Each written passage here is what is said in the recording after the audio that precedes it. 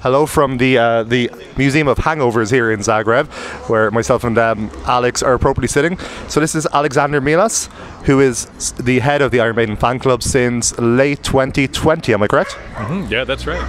All right, so any of you who will have read Kerrang or Metal Hammer magazine back in the day, like myself and all the other Kerrang kids did, will have read Alex's work. He's a really well-respected journalist, and now he's running the Iron Maiden fan club. So I have a couple of questions for you, Alex. First, I should say as well, thank you for the beer. As they say in Croatia, živeli. Is there one? Yeah. Okay. So, first question, Alex. What is the highlight for you since becoming head of the fan club? Well, first things first, I got to stop you there when it comes to the respected journalist thing, Rory, because, I mean, the truth is when you're out there as a critic, a lot of times people disagree with you, so, you read some pretty horrible things about yourself, but you got to stay true. I remember possibly being held responsible for the departure of Tarja from Nightwish at one point because of something I wrote, like all these sorts of things. So in terms of the respect thing, it depends on who you ask. But in terms of the fan club and working with the club, I mean, well, you're going to blush. But the best thing, hands down, is meeting members of the fan club, because they're an absolute inspiration to me. I mean, Maiden are hands down one of my favorite bands of all time. It's a lifelong love affair. And the fan club is just like the creme de la creme Jedi level, like, my gosh, this is what commitment and passion is all about. And so things like what we're doing in Zagreb today are perfectly representative of that. It's hanging out, it's putting faces to the names on the forum, for instance, and it's also just, well, I guess just sort of drinking in the energy and the atmosphere. People have flown in from all over the world. They've been waiting at the venue since 9 in the morning, and I'm about to head out there and say hello to a few. My gosh. But I mean, who can't just revel in it, given what we've all just been through collectively as a species? That's true. This feels more than coming home as a fan of Iron Maiden. Coming home. It does, oh yeah. It feels a bit like a restoration of the things that we lost, the things that perhaps we took for granted for far too long. So it's going to be emotional for all kinds of reasons. So you got Tarja kicked out of Nightwish. No, so we'll save that. We'll save that for another video. But no, I think you put that very well. I think you summed up a lot of our feelings as well as fan club members. I've been a fan club member for years, and I was chatting to Alex a few minutes ago. We were talking about the things that are great about the fan club, whether they be the magazines or the forum, which kept us all sane throughout 2020, 2021. But we were at an event last night in Zagreb, and it was just amazing. You're walking into this place in a foreign country. You're meeting people you've never met before who know your name, who know your face. And it's basically, no matter where you go in the world, you can go anywhere on your own, but you're never on your own. Exactly. You're meeting an Iron Maiden fan. And I think the fan club really facilitates that. Oh, absolutely. I mean, gosh, it depends on, who you ask. But, just like, was it Maiden who created this attitude in metal, or was it Maiden that distilled something that already existed in this idea of metal? The idea that you can be walking down a city street and you see someone wearing a heavy metal shirt across the road, and it doesn't matter, they're playing for your team, and with Maiden it's doubly true, and so this does feel like supporting the team, it does feel like you're out there seeing, the band that you've cared about your whole life going out there and winning. So it's almost just like watching any Maiden show.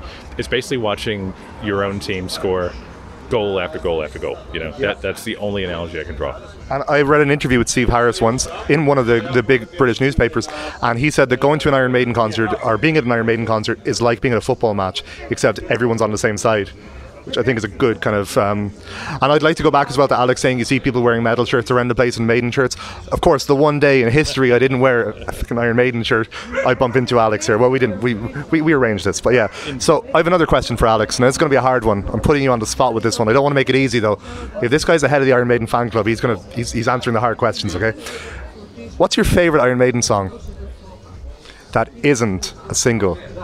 Okay, well, I think as we all know, Empire of the Clouds should have been a single, right? I mean, it's a proper, It's a single. Sorry, no, I mean, it's a, an obvious choice for this kind of thing.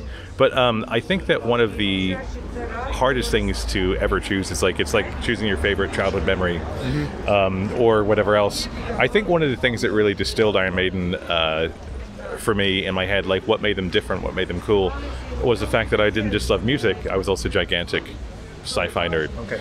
And realizing that Maiden were writing songs about things that I cared about, in like a really profound way. And I think probably the best example of that for me is like To Tame a Land, for instance. Dune. Because, of course, it has that connection with Dune and Frank Herbert. And I was just coming up into the world of sci-fi at that point, where it wasn't just TV, it was also diving into the books in this big world. And actually seeing those curiosities about the world reflected in the lyrics of this band, to me, just kind of blew my mind. Because it was like, wow, it's just like, I'm not just a nerdy kind of outsider for loving this stuff.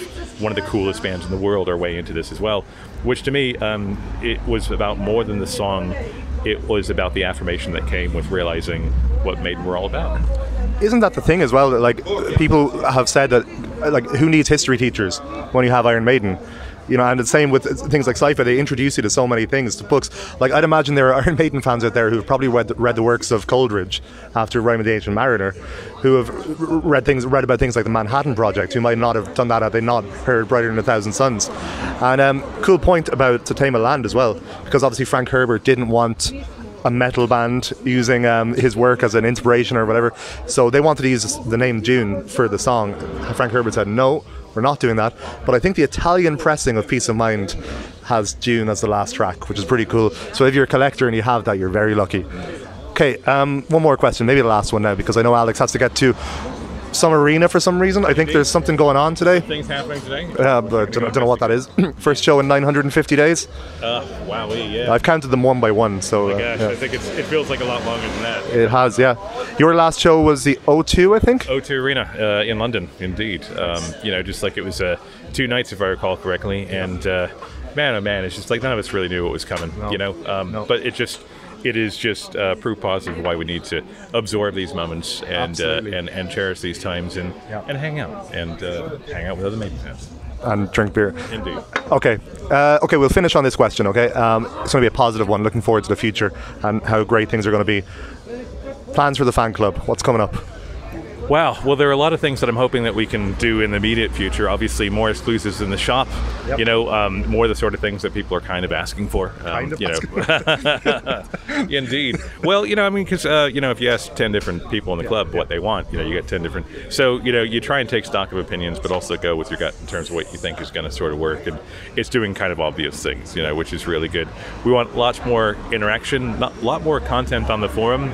I was just kind of thinking, the forum is a great place for people who've been Maiden fans for years and decades and all that, but what could the forum look like to people who have just joined the Iron Maiden fan club who are new to it all? It's almost just like I want it to be like a house, right? And just like, welcome into our house.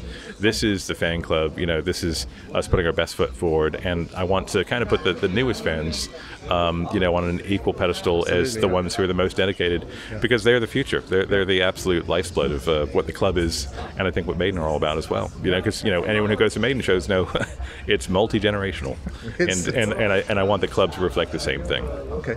That's pretty positive, isn't it? That's a good way to end things, I think. The only better way to end things would be to get another beer, so we might do that in a sec. Indeed. But okay, thank you very much to Alexander Milas, head of the fan club. I still haven't figured out how to use a microphone, by the way. I don't. But Great. yeah. So okay, we're going to send this out onto the Iron Maiden forum. We're going to send it out to YouTube, and I hope you enjoyed it. Thanks to Alex. Up the irons. Here's to the first show since October 2019. Indeed. Chin chin, everybody. Givali. Indeed.